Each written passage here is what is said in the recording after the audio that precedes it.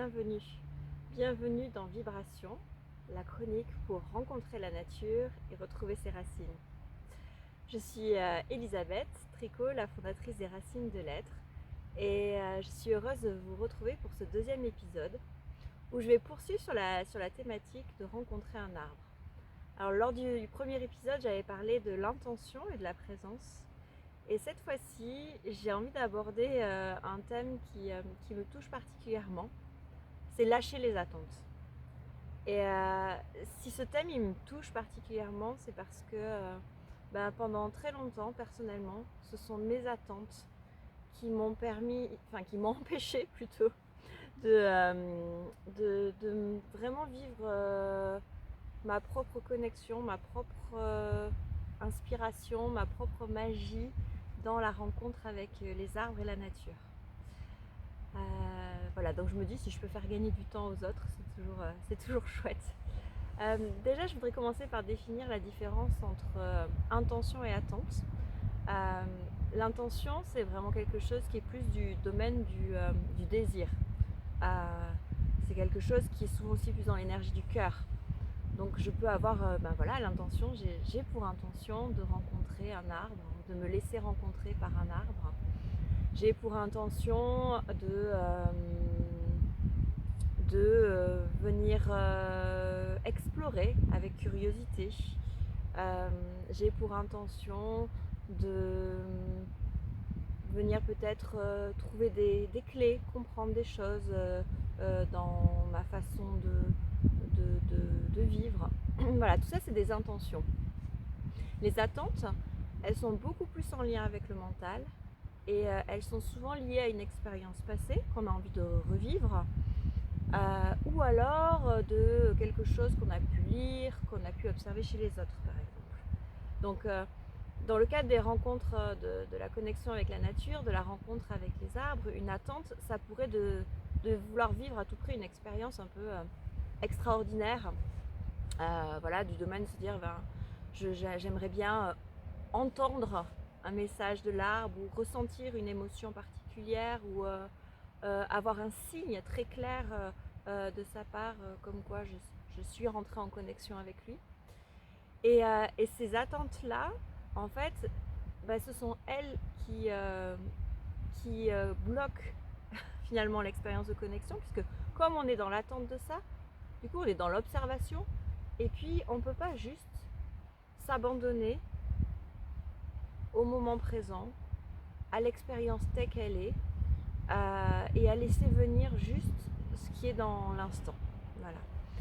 Quand je vous disais que moi ça me touchait particulièrement parce que c'est une expérience personnelle, ce que ça a venu toucher pendant longtemps chez moi, c'est l'attente d'avoir un don peut-être exceptionnel, d'avoir une claire vision ou un clair ressenti, et du coup d'être un peu dans l'attente de ce don, de vivre des expériences extraordinaires quand j'étais avec les arbres, de pouvoir peut-être la capacité de capter des messages, de voir leur aura, de vivre des expériences un peu mystiques, quelque part, comme des petits lutins dans la forêt. Et puis chez moi, c'est pas ça en fait. C'est pas comme ça que ça se manifeste.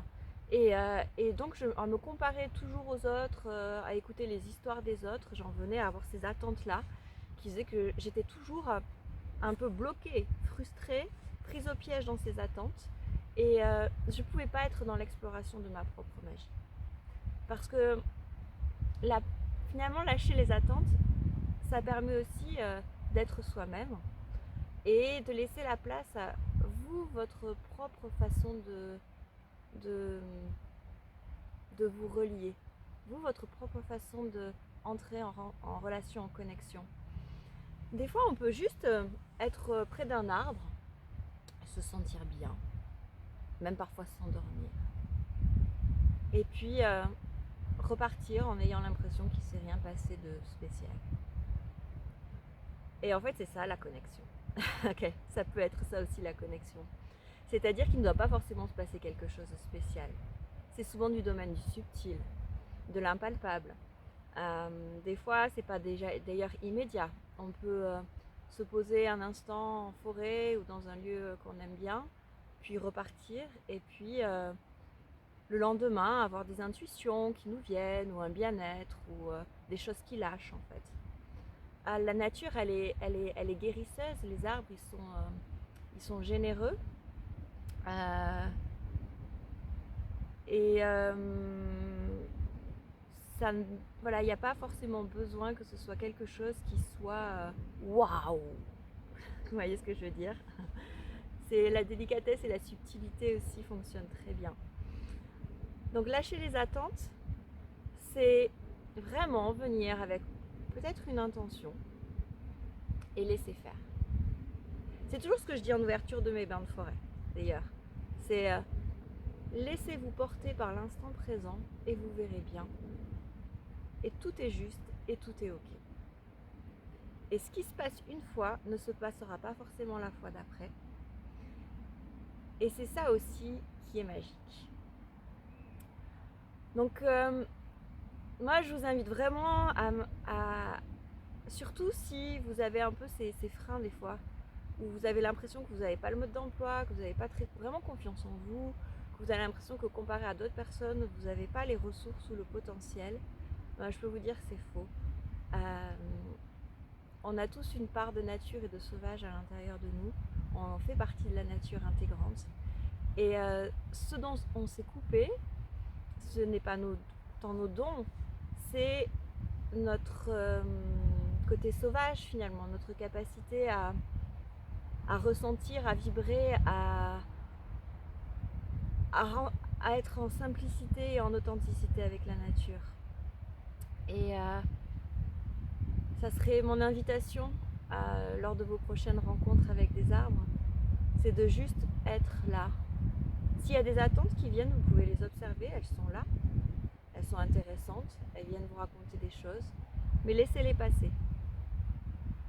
Et vous verrez à quel point c'est dans l'ordinaire et dans la simplicité que souvent il se passe des choses magnifiques et authentiques. Voilà. J'ai terminé ainsi cette deuxième épisode de Vibration. Je vous souhaite de belles rencontres, de belles connexions, et je vous dis à tout bientôt.